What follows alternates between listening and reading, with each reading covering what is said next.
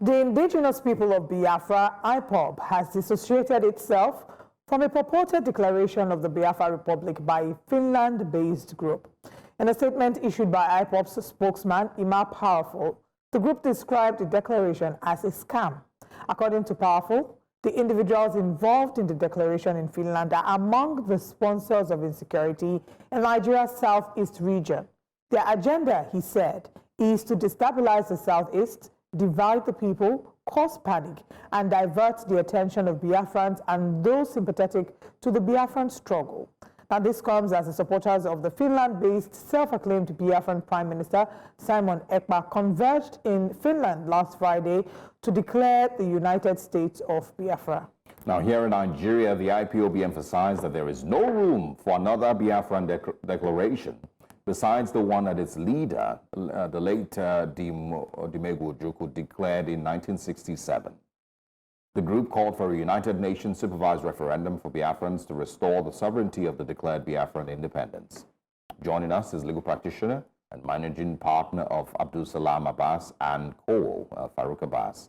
Good morning. Thanks for joining us. Good morning. Thank you for having me. It's a pleasure to be here.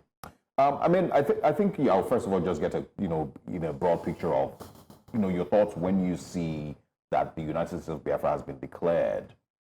Is that the way it works? Can a nation just be declared like that, or is there other legal requirements for it to make some sense? Thank you very much for your question. When I saw the news, it was a bit comical to me. In point of fact, I didn't watch the video until whilst preparing for this interview. And it's, of course, that's not the way nations are being declared. There are procedures to having a nation. And like a nation like Nigeria, the foundation of our country is our constitution.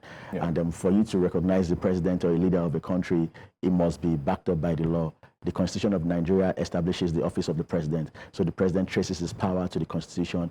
The requirements for being a president is stated in the Constitution. The geographical location constituting Nigeria is also stated. The procedures for adding states to the federation are stated there. The procedures for expanding the boundaries are stated there. Yeah. And the Constitution also has a very fundamental provision in the sense that it states that power belongs to the people, sovereignty belongs to the people, and the government derives this sovereignty from the Constitution. So before you can have a declaration of any nation, there must be sovereignty, there must be a group of people who have come together and who have all agreed that, okay, this is what we want to do, and it must be backed up by law. You can't just have, or maybe by war, or maybe after you fought, when you have a civil war and we agree, or you negotiate, But for a group of people to just sit down in their bedroom anywhere, we can as well sit down here and declare a Republic of Farouk Abbas, So it's not, it's a circus, that's not the procedure to go about it. But it's not unusual for people to have those sort of agitations, because for every action, there must be a reason. I like to look at the psychology of action. I don't just like to criticize people for saying they are doing this and that they are a bunch of jokers or they are criminals. I don't act that way.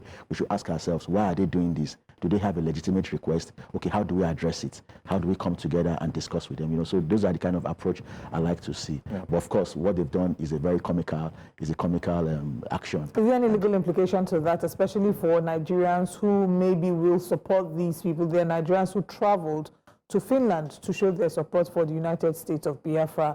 Is there any legal implication of their actions? Because certainly. Because, we have the Terrorism Prevention Act in Nigeria, and what they've done is a form of attempt to destabilize the country, is a form of harassment, intimidation of people who are Nigerians, or only because they listed out some states in their country, in the Biafra, and those states as Nigeria, so they might cause chaos. And the Terrorism Act says that if you take any action to damage a country, to intimidate a country, to destroy the country, it's to be regarded as an act of terrorism. And if you provide support for them, if you provide counsel for them, if you provide invitation for them, if you go for meetings, attend their meetings, or provide support in their meetings, is an offense that is punishable by life imprisonment, a minimum of 20 years imprisonment. So it's a criminal offense because what they are doing is affecting the integrity, the sovereignty of Nigeria, and it can cause chaos in the country, because now we can say, okay, who's my president? Is it the prime minister, the lady, whatever she calls herself, or President Bola Tinubu? We can start saying the police stops you on the road. I'm not going to stop. You are not wearing Biafra uniform. We are in Biafra Republic. So it's a very serious issue. It's not a laughing matter. So another fundamental provision in the law is that if you carry out action, normally if you commit a crime, they'll say within the jurisdiction where you committed the crime. But for terrorism, it's extra territorial. If you commit it outside Nigeria, you can also be tried in Nigeria. So what they are doing they're playing with jail term if they ever come back to Nigeria. I mean, so there's people who would also argue that the Nigerian government has also mismanaged, the whole conversation concerning the IPOB and the whole Biafra conversation. The long incarceration of Nnamdi Kanu, the refusal to even have conversations, have any conversations with these people to understand what their, requests are, what their grievances are, and somewhat. So do you agree with that? In 20, I think it's 2017 or 20, I'm not sure what year now, when the group was proscribed, it also came with criticism that this isn't the way to handle these issues. Do you agree with that the Nigerian government could have done this better? Oh, yes, I agree that in the past it wasn't properly managed, because the truth is, as Nigerians, we have to be very sincere, we have to be very objective, regardless of our tribe, regardless of our political affiliations. They have a genuine cause. If a group of people don't feel carried along very well, they can ask that they want to have a referendum. They can say they want, So if you look at it, from 1999 to date, they've not had a president, they've not had a vice president, so they've mismanaged their political strategy, So based on that, some of them will be feeling agitated. And of course, they went through a very painful civil war, and they lost in the civil war. They lost several people, so they feel like, are we really Nigerians? So I think what the government ought to do, and which is what this government is currently doing, is that you need to carry them along. You need to try and integrate with them, and you need to discuss with them. And I think the president is doing a good job. I mean, he just appointed the wife of the proponent of Biafra, the number one proponent of Biafra, the late Ojukwu, as a minister. I believe that's a step in the right direction. The former chairman of APGA is a senator of Federal Republic of Nigeria. That's a step in the right direction. But what I believe the government should do is that, because the duty for national integration lies on the president. It's a constitutional provision. So I think in furtherance of that duty, what the government should do is they should engage these people. Because before you fight with anyone, before you go to court, I'm a dispute resolution lawyer, we need to try and explore amicable resolution. Then when you try amicable resolution and you can't resolve the crisis, then we can now go to court. So I think these people have... Yeah, I agree. But appointing Bianca is not necessarily... to soothe the wounds of the people. I don't necessarily. There has to be a rapprochement. There has to be a rapprochement. You can't just people you have not been engaging with. You have to start from somewhere. Is number one. When during the Biafra struggle, she was the center of it with her husband. She knew all those people, they have access to her and all that. So she will be giving the government advice, because they have to reach out. And then reaching out, you have to look for mediator, you have to look for people who they trust, who they can listen to. But I think the point I'm trying to make is that she, by herself, is a fantastic person. Okay, I get you. I agree. In terms of she was probably appointed because she had about personal merit. Yes. Oh no, of course. No. I agree with you. But there are always undertones to all these things as well. Let's talk about Simon Ekpa. There are those who have been calling for his extradition, but part of the argument would be that there's probably no agreement between both countries that would enable that to happen. And his trial has been set for May 2025. Now, whilst you were speaking, you mentioned that what can happen is that a number of those Nigerians could face the potential of being tried if they return to Nigeria. So is this maybe a path? Do you think that maybe in the next few months the government can enter into conversations with the government of Finland about bringing Simon Ekpa back home to try? And what do you think that the implications of that will be? Yes, I believe that the proper thing, the federal government is going to have discussions with them, because the mere fact that if the government of Finland arrested him, they didn't do it on their own volition. They must have been given information, complaints must have been made, because he's a citizen of Finland, he's a politician in Finland, he ran for elections in Finland, so they can't on their own arrest him. Yeah. So I believe that the mere fact that he was arrested is a good step in the right direction, and it shows that eventually he's coming back home. Even if we don't have treaties between Nigeria and Finland, there is diplomacy, we can have discussions, and because the purpose of that trial is to protect Nigerian sovereignty and to prevent breakdown of law and order. Every country has a duty to support each other when it comes to sharing intelligence to prevent breakdown of law and order. So I believe that regardless of the fact that his trial has been fixed for May next year, I believe that the proper thing to do is that he's going to be sent back to Nigeria, because the consequences of his actions are being felt in Nigeria, not in Finland. So the proper place to try him is in Nigeria. Alleged consequences of his actions. He's not been found guilty of anything. But I mean, again, it brings me back to the way that we've managed the whole crisis. If the Nigerian government had been more sensitive, I believe, to the requests, to the pain that these persons were expressing, the reasons for their grievances over time, people would say that it maybe would have gotten this far.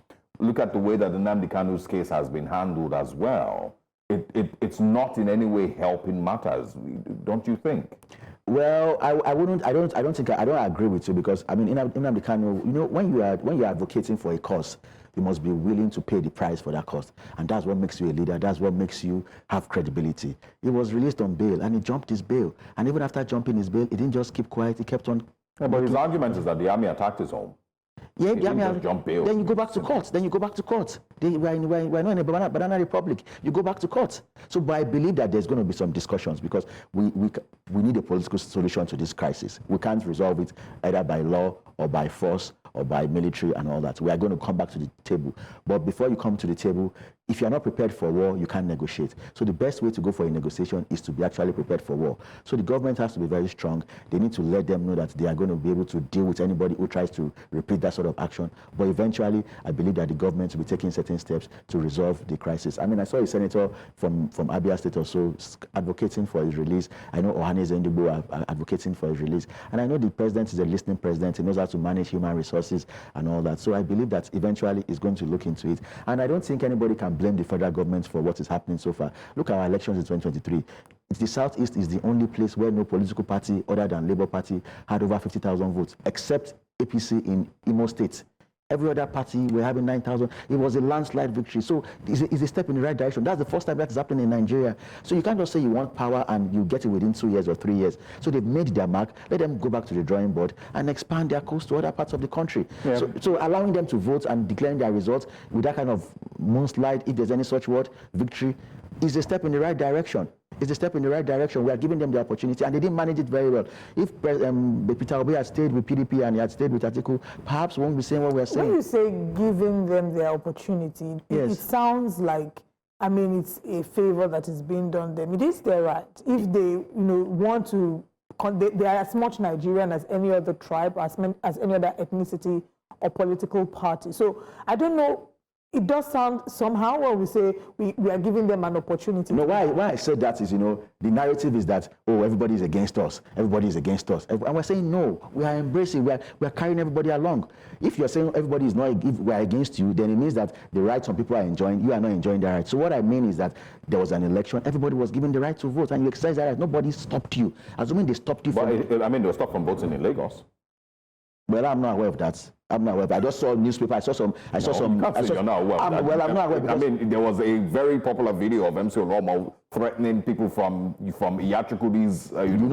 We saw those come out to vote. We saw those videos. There was violence that was meted against people who were coming out, who were their polling units, and it was targeted against the same ethnic. Yeah, we saw those videos. Some people, yes, those are. I mean, MC Oromo is an agent of government. Some people go out of their way to make certain incendiary remarks.